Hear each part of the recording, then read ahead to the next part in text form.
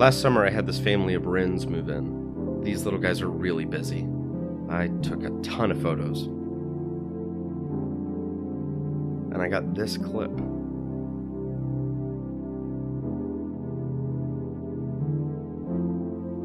When my older brother was just a baby, he couldn't get his own name right.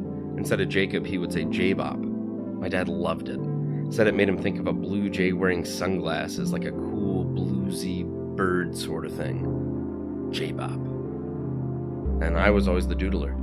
So years of doodles later, I had this Rin footage and this Sharpie blue jay wearing sunglasses, and I've got Blender. I remember rotoscoping mostly from the old Flash days, and I didn't want anything to do with it, frankly.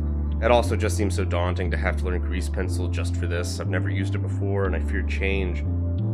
So instead, I modeled a quick cartoon 3D bird, intent on rigging it up and using freestyle for the marker lines, and I'm just awful at rigging, or impatient, or both.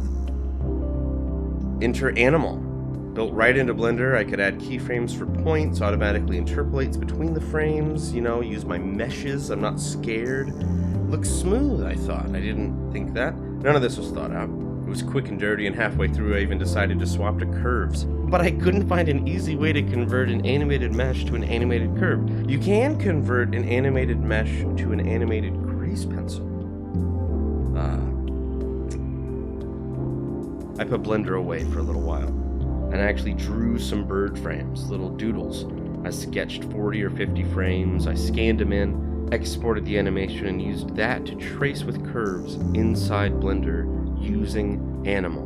Rotoscoping. It's looking better, maybe, a little bit. More like a Sharpie? Yes, definitely. And I've got all these sketchy frames staring at me from the background, and they don't look that bad. So after all this that I've done, I think maybe I should just rotoscope it with grease pencil. But, I fear change. Enter all these awesome, amazing people making tutorials, teaching everyone how to do stuff. Hello and welcome to my very first tutorial. Hello, Sophie here. I'm an illustrator. Hey there everybody, and welcome back to another Default Cube tutorial. Now I'm rotoscoping the hand-drawn frames inside Blender. It's awesome. It's so easy, and you can add layers, and now I really like the sketchy frame-by-frame look, and I add some notebook paper and some highlighter. I still had these really clean sort of motion graphics curves that I did, and I still had the animated mesh object that was abandoned. And I thought, if I've already got these two, why not? I wanted it to look different from the other two. It's a mesh, so I could model something. My first thought was a carousel. I didn't know what it was called. I even googled horse, shadow, lamp, spinny thing. Zoetrope? I don't know if that's right. I found the frame size I would need, and I arrayed 120 planes in a circle.